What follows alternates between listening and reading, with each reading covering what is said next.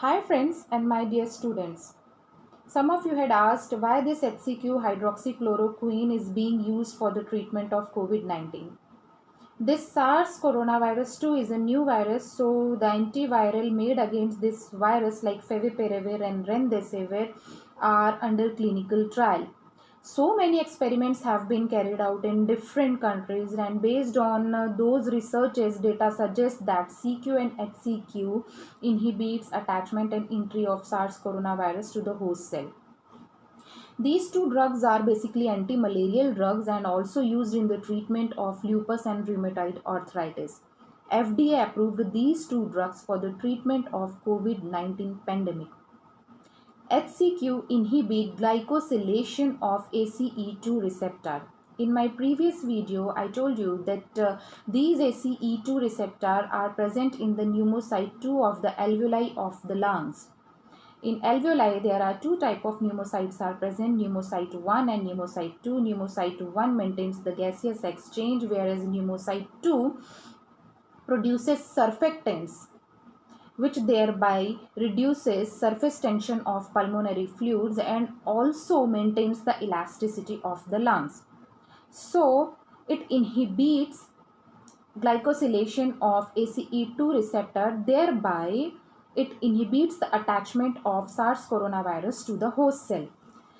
Further, this HCQ inhibits biosynthesis of sialic acid. This sialic acid is an acidic monosaccharide which helps in ligand recognition. Virus uses it as a receptor to get inside the host cell. So, by inhibiting synthesis of sialic acid, entry of virus is restricted to the host cell.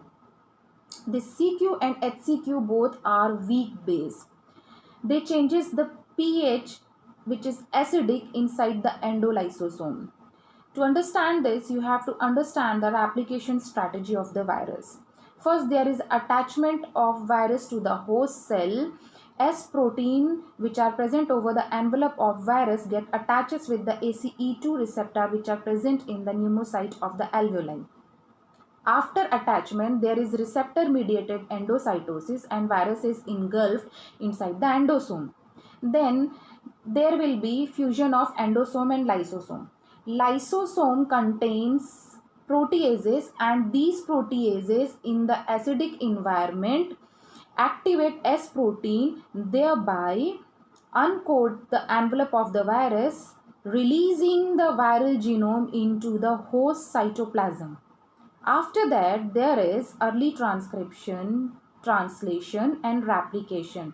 By using host cell machinery, by using host ribosome, RNA dependent RNA polymerase protein is translated, and after that viral genome is formed.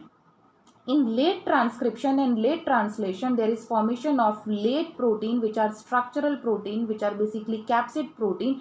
So capsid is formed, and in this capsid newly formed viral genome is assembled, and after maturation these viruses are released through the process of budding, because this SARS coronavirus 2 is enveloped virus, so it released through the process of budding. So this newly formed virions infects further neighboring cells.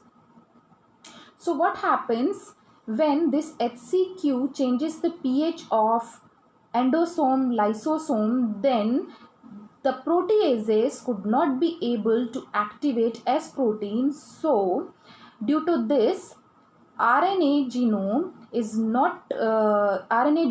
will not be able to come inside the cytoplasm, so no new viral RNA is produced. In spite of these three factors, another factor is anti-inflammatory. This HCQA have anti-inflammatory action because in this COVID-19 disease there is release of so many inflammatory cytokines like interleukin 6, interleukin 4, tumor necrosis factor, alpha, etc. This is having an anti-inflammatory action also. So it inhibits the production of pro-inflammatory marker as well as cytokines. So what do you think? What should one do? Should we start taking HCQ for the prevention of COVID-19? Absolutely not at all, because this is a potent hypoglycemic agent, and also these drugs are contraindicated in so many disease conditions like hypersensitivity, porphyria, retinopathy, epilepsy, myocardial infarction. So one should not take these drugs without doctor's prescription. So that was all about today's video. I hope you will like the video. Thank you.